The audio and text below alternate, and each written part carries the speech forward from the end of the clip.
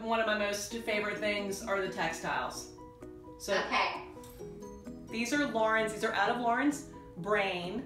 So hit me with it, girl, go for it. Let's talk about this beautiful pattern that's on the foot of the bed.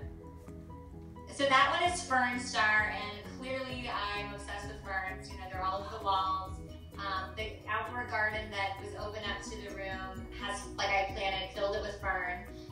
So I just, like, it's just one of my favorite plants. I actually have a few textiles that feature ferns, but this one is called Fern Star. It's just sort of ferns like splayed out into big star patterns. And so we put it on the duvet, and my dog loves it.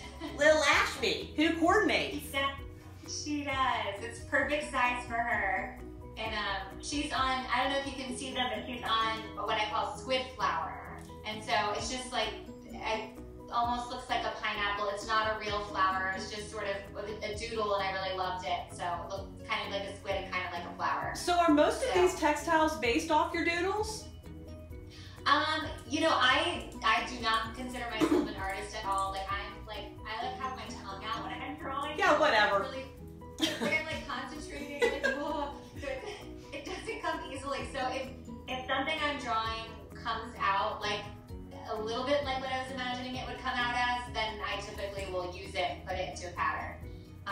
Okay, well, I don't believe you that you're not an artist, because I'm looking at your art in your room. You are a 3D artist, but I get what you're saying. I know what you mean. Like, sketching sometimes feels like you're using a different piece of your brain, right? It doesn't like come easily to me. Like, I can't just picture something and draw what I picture. I try, but it doesn't always come out that way, so. Well, you would never know. This is why I really wanted to show you guys, you know, Lauren's whole collection like this, because normally fabric like this you would see in some of the most amazing showrooms in New York and all over the country, really. And generally those are sold only to the trade, which means you would only be able to buy them through a designer. And that's why I think this is such a treat, Lauren, because you've finally given people such a beautiful high-end line that anyone can access, and that's pretty amazing. You're supposed to say, I know, I'm a genius and I'm a brilliant salesperson. You're like, yeah, I did. It just came, it was like breathing. Duh, I did it. No, it's, we're not live. We can edit anything out. I guess what I was thinking is I have seen people complain about the price. So, I mean, it's a challenge to, I know, I've gotten actually, you know, I understand it. So it's 120 a yard right now. And so there are some people who are like, I would never pay $120 a yard for fabric. And I totally get that. But then there are other people who know that these sort of boutique lines can really go upwards, way upwards of that. And they kind of appreciate the price point. So I think I was just kind of, I didn't really know. Are you in shock? No, are you in shock? Because, no, I mean, I'll tell you, I'll be Lauren's salesperson. This fabric in a showroom through a designer, after you pay a designer's markup and hourly rate, is easily 2 or 3 times this. And the other thing that I love about your fabric is it's really, really fine, fine linen. So it's, you know, it's gorgeous. And I think so often people forget, you know, you get what you pay for, right?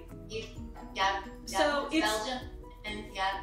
And you know, when you're printing on, you know, high-end Belgian linen like this and using the finest dyes, the other thing that I think people need to remember when they're investing in fabric is this fabric is going to fade evenly.